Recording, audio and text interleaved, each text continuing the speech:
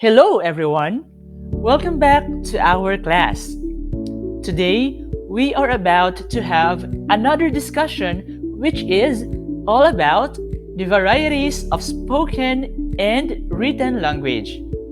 So today, we will know the difference between spoken and written language and how can we as communicators be effective in communicating, be it in spoken or in a written form. Before we start with the difference between the spoken and written language, let us first know about international communication and transnational communication. So, what do you think is the significance of these communication processes?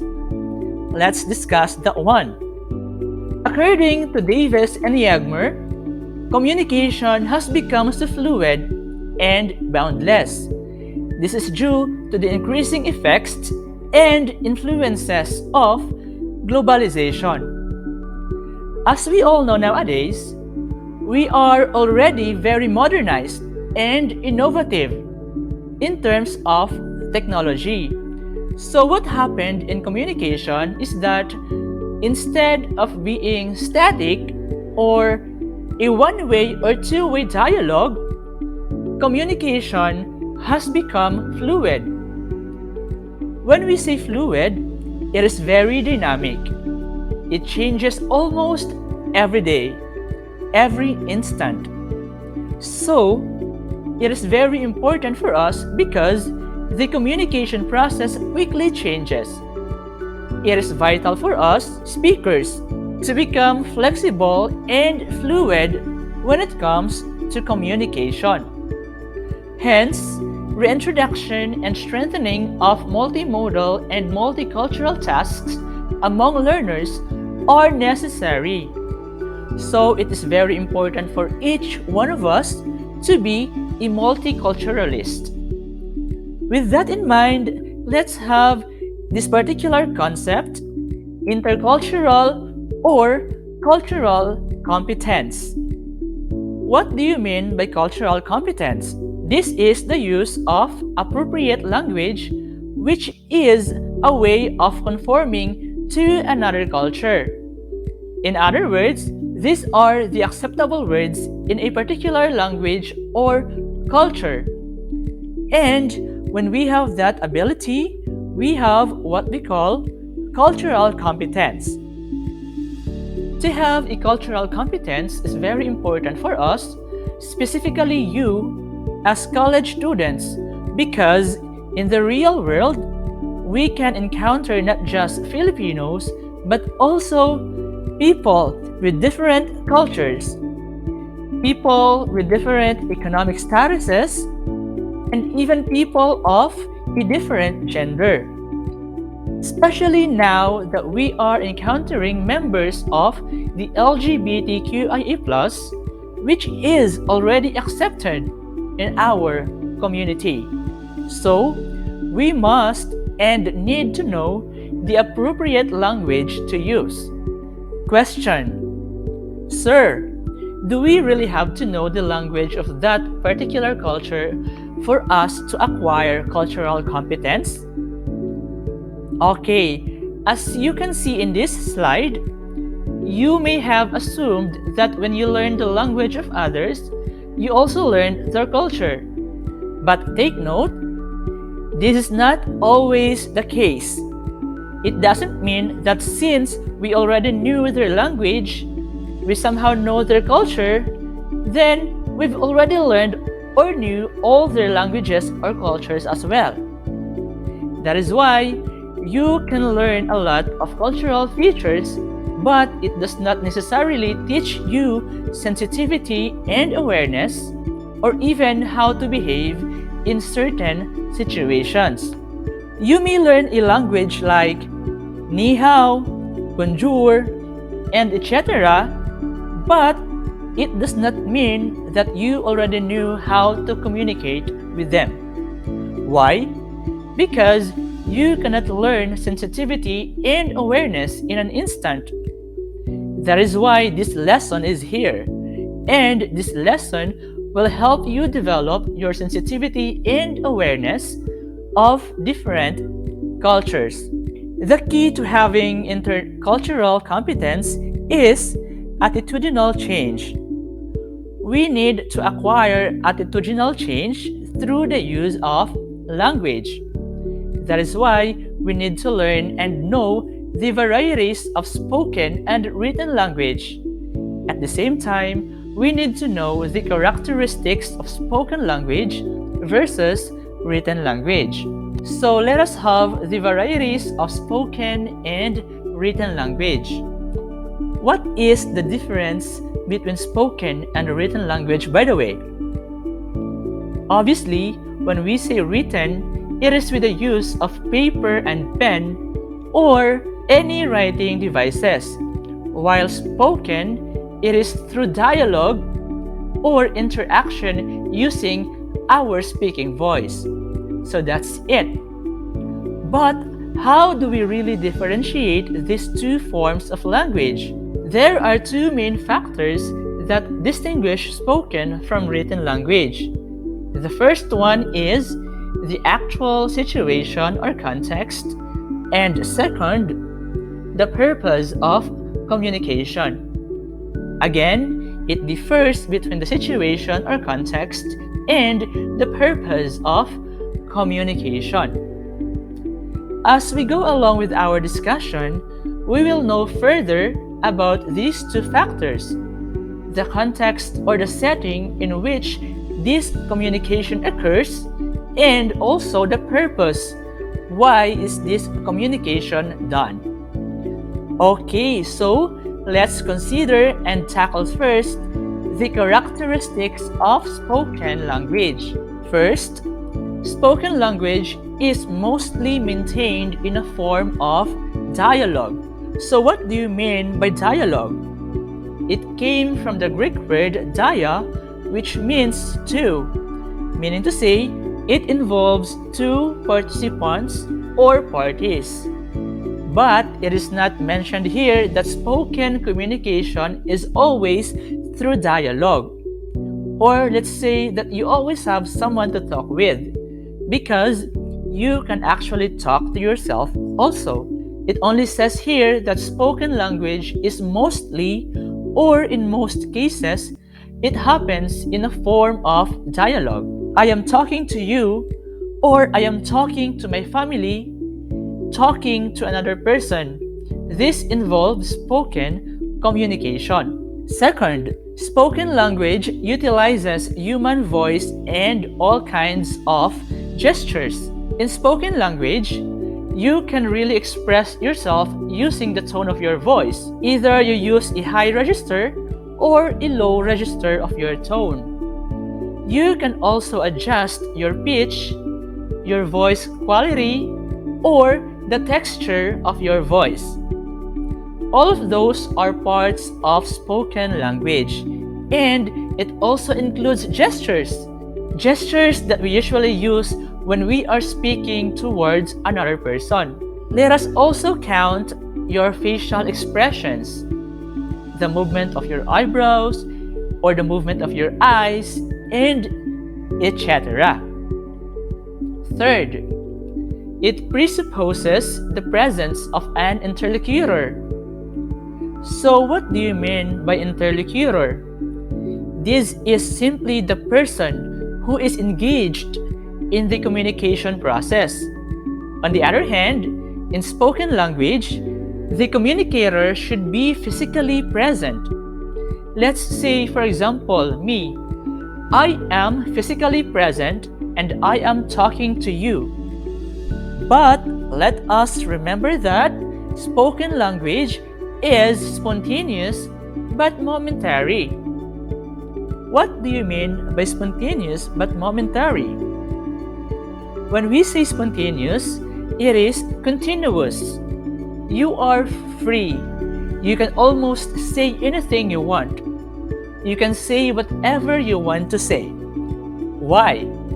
Because there's no format that is required for you to follow. Unlike in writing or written language, there's this what we call technicalities or format that we need to follow. But even if it's spontaneous or continuous, it is momentary. When we say momentary, it vanishes. Why? Because after you talk, it will just simply stop and ends there. It might be retained in the memory or in the cognitive system of your receiver, but you do not have an actual or physical record of the conversation. Not unless you will record it. But ideally, it is momentary. Okay? Next, it widely uses intensifying words. What is it when we say intensifying words? In the parts of speech, we have intensifiers, right? When we say intensifiers, these are flattery words like, oh my god. Or we can even say some intense adjectives when we are speaking like very sure, so very big, so very much, and a lot more. Although some of them are grammatically incorrect, in spoken language, it is acceptable because we can somehow understand the meaning of those words, right? So, this characteristic simply means that in spoken language, you are free to use intensifiers compared to written language. Alright, let's have the last one. Characterized by the insertion of fill-ups, or in other words, we call them fillers. What is fill-ups or fillers? These are when you felt nervous. Well, so, and so those are fill-ups or fillers. And this is one classic characteristic of spoken language. When we are talking or speaking, we cannot avoid these fillers, especially when we come to think of something that we wanted to say. But in written language, fillers are prohibited because we are following a certain format or technicality. Okay, so those are the 6 characteristics of spoken language. And since we already knew the 6 characteristics of spoken language, now let us also learn its different varieties or its uses. These are interactional, referential, expressive, transactional, and emphatic. Let's begin with interactional. So what is an interactional variety of spoken language? This emphasizes the social function of spoken language. When we say interactional variety, this is the extent of using spoken language when we interact with our social dealings or social relationship. Next is the referential. When we say reference or referential, we are referring. Referential variety pertains to the objects or abstract concepts. This is the spoken language we use to pertain to or to refer to the other things. Things that are present now in our abstract mind like love, hate, relationships, and etc. So that is referential. We use the language to refer to a particular thing or concept. Next is expressive. Expressive variety of language is from the word itself, using the language to express yourself. You could show a judgment of a particular concept or thing, or you could express feelings regarding concepts or objects. Next, transactional. When we say transactional, this particular function or a variety of language is concerned mostly by needs and wants.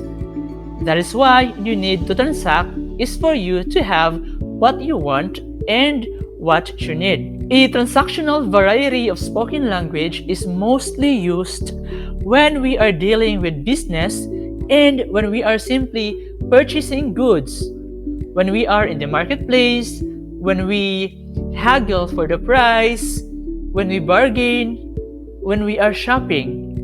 We use transactional. The last one is the phatic. What do you mean by phatic?